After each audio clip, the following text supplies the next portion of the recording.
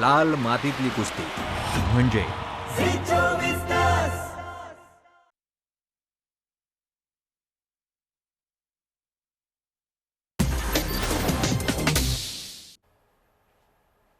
नमस्कार, मी हर्षाली.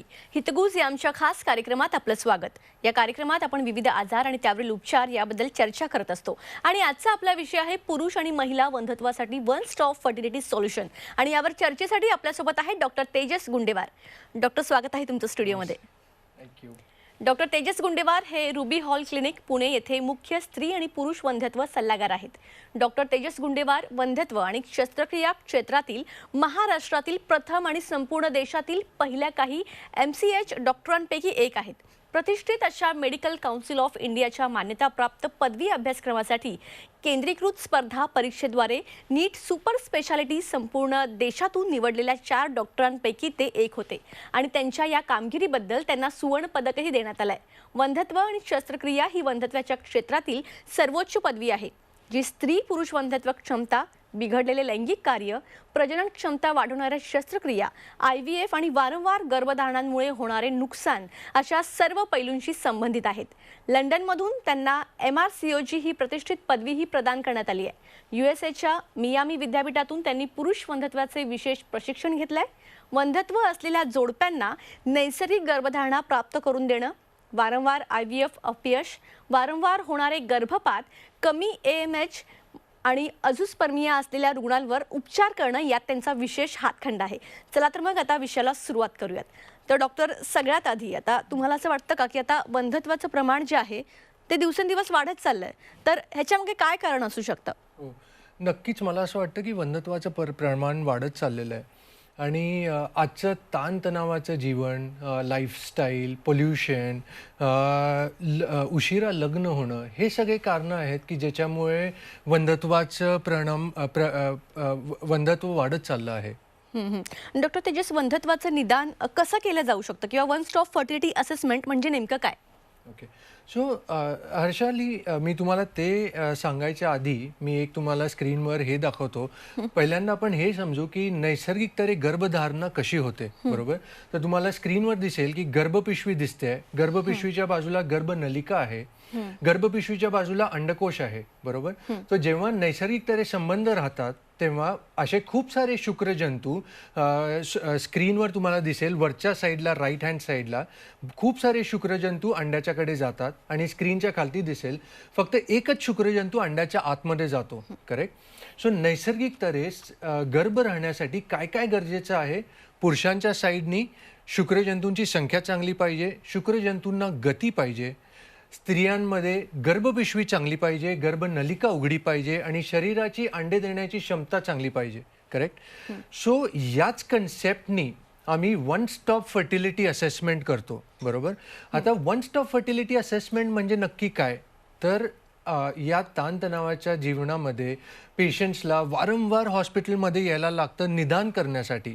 तर ते ओव्हरकम करण्यासाठी आम्ही असा एक प्रोग्राम बनवला आहे की जेव्हा पेशंट म्हणजे जोडपं एकदाच हॉस्पिटलमध्ये येईल आणि त्याच टाईमला त्या वंध्यत्वाचं निदान होईल, करेक्ट? सो स्क्रीनवर तुम्हाला दिसेल की ह्याच्यामध्ये आम्ही काय करतो वन स्टॉप फर्टिलिटी असेसमेंटमध्ये. सो एक गोष्ट म्हणजे पुरुषांमध्ये शरीराची तपासणी केली जाते. हा व्हिडिओ चालत नाही आहे, पण ह्या व्हिडिओमध्ये आपण हे दाखवायचा प्रयत्न करत होतो की शुक्रजंतू कसे हालतात, शुक्रजंतूंची संख्या काय आहे, शुक्रजंतू दिसायला कसे दिसतात, शुक्रजंतूंची अंड्यामध्ये जाण्याची क्षमता काय आहे, या सगळ्या गोष्टी पाहिल्या जातात. स्त्रियांमध्ये आपण काय करतो तर तुम्हाला हे दिसेल आता स्क्रीनवर. स्त्रियांमध्ये आपण काय करतो तर स्त्रियांमध्ये सोनोग्राफी आपण करतो, ठीक आहे? तर सोनोग्राफीमध्ये आपण हे पाहतो की गर्भपिशवीची गादी काय आहे. स्क्रीनच्या लेफ्ट साईडवर तुम्हाला दिसेल की गादी कशी बनलेली आहे. त्याच्यानंतर एक 3D सोनोग्राफी केली जाते त्यांची, हे पाहण्यासाठी की 3D मध्ये गर्भपिशवी कशी आहे, ठीक आहे? आणि नेक्स्ट आपण करतो म्हणजे की त्यांच्या शरीराची, स्त्रियाच्या शरीरांची अंडे देण्याची क्षमता किती आहे, राईट? सो हे असेस केलं जातं स्त्रियांमध्ये. ॲट द सेम टाईम आपण हे पण बघतो की गर्भनलिका उघडी आहे का नाही, ठीक आहे? त्याला आपण जसं आता नेक्स्ट स्लाइडमध्ये दिसेल त्याला आपण लाईव्ह HSG असं म्हणतो, ठीक आहे. लाईव्ह HSG म्हणजे खालच्या अंगातून औषध सोडलं जातं आणि गर्भनलिका उघडी आहे का नाही हे बघितलं जातं. आता अनफॉर्च्युनेटली हा पण व्हिडिओ दिसत नाही आहे, काहीतरी टेक्निकल एरर असेल, पण that is what we do. ठीक आहे. सो हे असं पूर्णपणे आपण निदान करतो हे पाहण्यासाठी की वंध्यत्व का आहे. करेक्ट. नक्कीच. डॉक्टर, बरेच जोडपे IUI किंवा IVF करतात आणि अनेकदा IUI फेल झालं तर IVF करतात. पण असं आहे का की IVF फेल गेल्यावर पण पुन्हा IVFच करायला पाहिजे?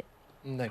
सो तेच आहे. आता मी दाखवू इच्छितो किंवा सांगू इच्छितो की IUI फेल झाल्यावर IVFच करायला पाहिजे किंवा IVF फेल झाल्यावर पुन्हा IVFच करायला पाहिजे, ही चुकीची समजूत आहे. ठीक आहे. जेव्हा IUI फेल होतं किंवा IVF फेल होतं, आपल्याला हे समजणं खूप गरजेचं असतं की जे वंध्यत्वाचं कारण आहे ते निरपेक्ष कारण आहे का अपेक्षा आहे. ठीक आहे. ॲब्सोल्यूट कॉज ऑफ इन्फर्टिलिटी आहे का रिलेटिव्ह कॉज ऑफ इन्फर्टिलिटी आहे. बरोबर. मग आपण ह्याच्यामध्ये त्या जोडप्यांसाठी आपण काही मेडिकल मॅनेजमेंट करू शकतो का, म्हणजे गोळ्या औषधांनी आपण त्यांना काही ट्रीटमेंट देऊ शकतो का, हे पाहणं गरजेचं असतं. आता मी स्क्रीनवर तुम्हाला दिसेल, मी रिव्ह्यू टाकलेला आहे की आम्हाला जो पेशंटने दिलेला, तर या जोडप्यामध्ये काय होतं की या फिमेलला PCODचा आजार होता. ठीक आहे. तिने बरेचदा 2दा 3दा IUI केला होता, पण तरी पण तिला अपयश मिळालं.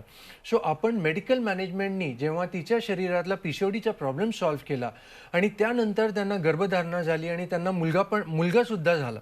राईट. आता तशाच प्रमाणे अजून एक हा रिव्ह्यू आहे की ज्याच्यामध्ये 2दा 3दा IUI फेल्युअर होतं. या जोडप्यांमध्ये काय प्रॉब्लेम होता, तर पुरुषाच्या शुक्रजंतूंच्या गतीमध्ये दोष होता आणि शुक्रजंतूंच्या अंड्याच्या आतमध्ये जाण्याच्या क्षमतेमध्ये कमतरता होती. तर ती आपण गोळ्यांनी भरून काढली आणि या जोडप्याला सुद्धा नैसर्गिक तरे गर्भधारणा झाली. सो हा प्रश्न होता की IUI झालं तर IVFच करायला पाहिजे का, तर IUI झालं तर IVFच करायला पाहिजे असं नसतं. त्याच तऱ्हेने मी आता तुम्हाला हे अजून एक दाखवतो की या जोडप्यामध्ये आता हा असंच आमचं जोडपं होतं की ह्याच्यामध्ये 7 वर्षांपासून वंध्यत्व होतं. या जोडप्यांमध्ये काय प्रॉब्लेम होता, तर या पेशंटमध्ये पण PCODचा प्रॉब्लेम होता, या पेशंटमध्ये IVF फेल्युअर होतं. तर या जोडप्यांमध्ये आता अनफॉर्च्युनेटली हा पण व्हिडिओ चालत नाही आहे, मी दाखवलं असतं की आम्ही काय केलं या पेशंटमध्ये. सो आम्ही काय केलं होतं या पेशंटमध्ये की PCODचा प्रॉब्लेम असल्यामुळे त्याला अंडकोशामध्ये वेज बनवण्याचं ऑपरेशन केलं. गर्भपिशवीमध्ये ह्याच्यामध्ये तुम्हाला या सोनोग्राफी पिक्चरमध्ये दिसेल, तर गर्भपिशवीमध्ये आम्ही छोटे छोटे पाण्याच्या गाठी होत्या, तर त्या पाण्याच्या गाठी विरघळवल्या ऑपरेशनद्वारा आणि मग त्याच्यानंतर नैसर्गिक तरे संबंध ठेवायला सांगितलं आणि या जोडप्यांमध्ये पण नैसर्गिक तरे गर्भ राहिला.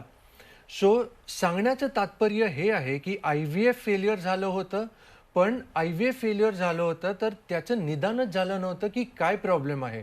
सो आम्ही त्याचं निदान केलं, त्याप्रमाणे ट्रीटमेंट दिली. ज्या जोडप्यांना गर्भ राहिला, या जोडप्यामध्ये अबॉर्शन झालं, पण सांगण्याचं तात्पर्य हे होतं की ज्या जोडप्याला 7 वर्षांपासून गर्भ राहिला नव्हता, ज्या जोडप्यांमध्ये IVF फेल्युअर झालं होतं, त्यांना ट्रीटमेंटनंतर गर्भ राहिला. करेक्ट. सो आणि हा पण अजून एक पेशंट होता की ज्याच्यामध्ये पुन्हा तेच झालं होतं की 3दा IVF केलं होतं या पेशंटनी. 3दा IVF केलं होतं, पण तरी पण सक्सेस मिळाला नव्हता. आणि या पेशंट्समध्ये, या जोडप्यांमध्ये म्हणजे स्त्री व पुरुषांमध्ये दोघांमध्ये आपण ट्रीटमेंट दिली आणि मग नैसर्गिक तरे गर्भ राहिला. सो IVF एकदा केलं तर पुन्हा IVFच करायला लागेल असं नाही. IUI परत केलं तर IUIच करायला लागेल असं नाही. निदान करणं गरजेचं असतं की गर्भ का नाही राहत आणि त्याच्यासाठी काय ट्रीटमेंट उपलब्ध आहे किंवा त्याच्यासाठी काय उपचार उपलब्ध आहे, त्याप्रमाणे ट्रीटमेंट देणं गरजेचं असतं. आता याच प्रश्नांचा हा शेवटचा उदाहरण देतो तुम्हाला. या पेशंटमध्ये 2दा IVF फेल्युअर झालं होतं, पण या पेशंटमध्ये नैसर्गिक तरे गर्भ राहण्याची शक्यता नव्हती. तर त्यामुळे आम्हाला या पेशंटसाठी पुन्हा एकदा IVF करायला लागलं आणि या पेशंटमध्ये प्रॉब्लेम असा होता की गर्भपिशवीची गादी हवेल तशी वाढत नव्हती. म्हणून आम्हाला गर्भ सोडायच्या आधी गर्भपिशवीची गादी वाढवण्यासाठी आम्ही PRP नावाची शस्त्रक्रिया केली, ज्याच्यामध्ये गर्भपिशवीच्या गादीच्या खालती रक्त साफ करून सोडलं आणि मग गर्भ सोडला आणि या पेशंटमध्ये गर्भ राहिला, ज्या पेशंटमध्ये शेवटचे 2दा फेल्युअर झाले होते आणि आता तिसऱ्यांदा आमच्याकडे हा पेशंट आला होता. सो निदान करणं गरजेचं असतं आणि त्याप्रमाणे उपचार करणं गरजेचं असतं. नक्कीच. Doctor Tejas, one stop fertility solution म्हणजे काय? So correct. सो आता जसं आपण ह्याच्यामध्ये आपण बघितलं की वन स्टॉप फर्टिलिटी असेसमेंट जे आपण बघितलं की जोडप्यांचे तपासणी करणं निदान होण्यासाठी सेम वेमध्ये आपल्याला जर सक्सेस पाहिजे असेल वंध्यत्वामध्ये तर वन स्टॉप सोल्युशनचा कन्सेप्ट आहे की ज्याच्यामध्ये जोडप्यांना ट्रीटमेंट देणं. म्हणजे स्त्री व पुरुष जर तुम्ही बघितलं तर 100 पैकी 40% जोडप्यांमध्ये दोघांमध्ये प्रॉब्लेम असतो. पुरुषांमध्ये पण प्रॉब्लेम असतो आणि स्त्रियांमध्ये पण प्रॉब्लेम असतो. सो दोघांना ट्रीटमेंट देणं गरजेचं असतं. सो ते कन्सेप्ट म्हणजे वन स्टॉप फर्टिलिटी सोल्युशन. बरोबर. सो आता तुम्हाला स्क्रीनवर दिसेल, मी काही उदाहरण देतो की आम्ही वन स्टॉप फर्टिलिटी सोल्युशन म्हणजे काय असतं. आता वंध्यत्वाच्या पेशंट्समध्ये दरवेळेस ट्रीटमेंटच द्यावी लागेल असं नसतं. आता हा एक तुम्हाला मी उदाहरण देतोय, हे एक उदाहरण देतोय. तर हे जोडपं होतं जर्मनीचं. पेशंट होती पुण्याची, मुलगी होती पुण्याची आणि ते सेटल झाले होते जर्मनीमध्ये. तर ते 1-1.5 वर्षापासून प्रयत्न करत होते गर्भधारणासाठी आणि बऱ्यापैकी स्ट्रेस आला होता त्या जोडप्याला की गर्भधारणा का होत नाही आहे. ते फॉलिक्युलर मॉनिटरिंग करत होते. फॉलिक्युलर मॉनिटरिंग म्हणजे अशी तपासणी असते ज्याच्यामध्ये आपण हे पाहतो की शरीरामध्ये अंड कसं वाढतंय, गर्भपिशवीची गादी कशी वाढते. सो जर्मनीमध्ये हाच सगळा तपास चालू होता. कधी अंड फुटतंय याप्रमाणे ते ट्रीटमेंट करत होते. पण अनफॉर्च्युनेटली 1-1.5 वर्षामध्ये गर्भ कधीच राहिला नाही. जेव्हा ते आमच्याकडे आले, आम्ही आपण डिस्कस केलं, आम्ही पूर्ण दोन्ही जोडप्यांची पूर्णपणे निदान केलं की काही प्रॉब्लेम आहे का. पण काहीच प्रॉब्लेम मिळाला नाही आणि मी त्यांना काय सांगितलं की काहीच प्रॉब्लेम नाही आहे, तुम्हाला टेन्शन घेण्याची गरज नाही आहे, काहीच स्ट्रेस घेण्यासारखं नाही आहे. आणि टू माय सरप्राईज तुम्ही स्क्रीनवर बघू शकता, मला 3 महिन्यानंतर व्हॉट्सॲपवर मेसेज आला की सर प्रेग्नन्सी राहिलेली आहे आणि सोनोग्राफीचा त्यांनी मला रिपोर्ट पाठवला. सो नेसेसरी नाही आहे की दर जोडप्यांमध्ये काहीतरी करायला लागेल. आता हे दुसरं उदाहरण देतो तुम्हाला. या दुसऱ्या उदाहरणमध्ये काय होतं की 12 वर्षांपासून या जोडप्यांना गर्भ राहत नव्हता. अनफॉर्च्युनेटली हा पण व्हिडिओ चालत नाही आहे, पण ठीक आहे. सो 12 वर्षांपासून या जोडप्यांना गर्भ राहत नव्हता. स्त्रीमध्ये काहीच प्रॉब्लेम नव्हता, फक्त गर्भपिशवी थोडी लहान होती. पुरुषामध्ये शुक्रजंतूंची संख्या हवेल तशी नव्हती. शुक्रजंतू शरीरामध्ये हॉर्मोनची कमतरता होती. ठीक आहे. सो ह्याच्यामध्ये आम्ही काय केलं की स्त्रीमध्ये गर्भपिशवी वाढवण्यासाठी, गर्भपिशवीचं साईज वाढवण्यासाठी एक ऑपरेशन केलं, ज्याला आम्ही लॅटरल मेट्रोप्लास्टी असं म्हणतो. आणि पुरुषांमध्ये ट्रीटमेंट दिली गेली. आणि तुम्ही तो व्हिडिओ आय थिंक पॉज केलाय. नाही, हा चालतच नाही आहे. ओके ओके कर्सर मिळेल तर मी ओके चालतोय. सो पुरुषांमध्ये आम्ही काय केलं, पुरुषांमध्ये ही ट्रीटमेंट दिली आणि मग त्याच्यानंतर काय झालं की 2 महिन्यानंतर या जोडप्यांना गर्भ राहिला. सो ही 12 वर्षांसाठी जे ते प्रयत्न करत होते, अनेक IUI केले, एकदा IVF पण झालं होतं. ठीक आहे. So one stop fertility solution म्हणजे दोघांना एका टाइमला ट्रीटमेंट देणं हे यांच्यासाठी फायदेमंद ठरलं. ह्याच्यानंतर आमचं डिसिजन होतं की IVF करू आपण, पण त्याची गरज पडली नाही आणि या जोडप्यांना पण नैसर्गिक तऱ्हे ट्रीटमेंट नंतर गर्भ राहिला. करेक्ट. आणि या जोडप्याचा हा रिव्ह्यू पण आहे की त्यांनी असं लिहिलेलं आहे की मी 13 वर्षांपासून प्रयत्न करत होतो आणि मग त्याच्यानंतर गर्भ राहिला. करेक्ट. हे अजून एक तुम्हाला उदाहरण देतो. आता या जोडप्यामध्ये कसं होतं की या जोडप्यांमध्ये पुन्हा हे यांना पण 10-12 वर्षांपासून हे प्रयत्न करत होते. हे सोनोग्राफी आहे, तर सोनोग्राफीमध्ये काय आढळून आलं होतं की स्त्रीमध्ये गर्भनलिकेमध्ये दोष होता, गर्भनलिकेमध्ये पाणी भरलं होतं, शरीराची अंडे देण्याची क्षमता कमी झाली होती, ठीक आहे. आणि पुरुषामध्ये अझूस्पर्मिया होता. अझूस्पर्मिया म्हणजे असा प्रॉब्लेम असतो की ज्याच्यामध्ये शरीराची शुक्रजंतू बनवण्याची क्षमता नसते किंवा शुक्रजंतू बनत असतात, पण काही कारणाने ते शरीराच्या बाहेर येत नाही. सो या पेशंटसाठी आम्ही काय केलं, तर स्त्रीसाठी आम्हाला काय करायला लागलं, तर हा व्हिडिओ मी दाखवतो तुम्हाला. सो स्त्रीसाठी आम्ही काय केलं की दुर्बिणीची तपासणी केली. हा पूर्ण पोटाच्या आतमध्ये झालेला जो ज्याला आम्ही अधेजन्स म्हणतो किंवा पूर्ण जाळं झालं होतं ते काढायला लागलं. गर्भनलिकेमध्ये जे पाणी भरलं होतं ते आम्ही काढलं. जे अंडकोश होतं, अंडकोशामध्ये आम्ही PRP नावाची शस्त्रक्रिया केली, ज्याच्यामध्ये काय करतो आपण की स्त्रीचं रक्त काढलं जातं, त्याच्यामधलं प्लेटलेट रिच प्लाझ्मा म्हणतो ज्याला आपण, की त्याच्यामधले पांढरे ब्लड सेल्स किंवा प्लेटलेट्स त्याला काढले जातात आणि ते अंडकोशामध्ये सोडलं जातात. आता हे का केलं जातं, तर शरीराची अंडे देण्याची क्षमता वाढवण्यासाठी केलं जातं, ठीक आहे. सो या स्त्रीमध्ये आम्ही हे PRP नावाचं गोष्ट केली, ठीक आहे. आणि मी ते PRPचं दाखवतो एक सेकंड तुम्हाला या व्हिडिओमध्ये.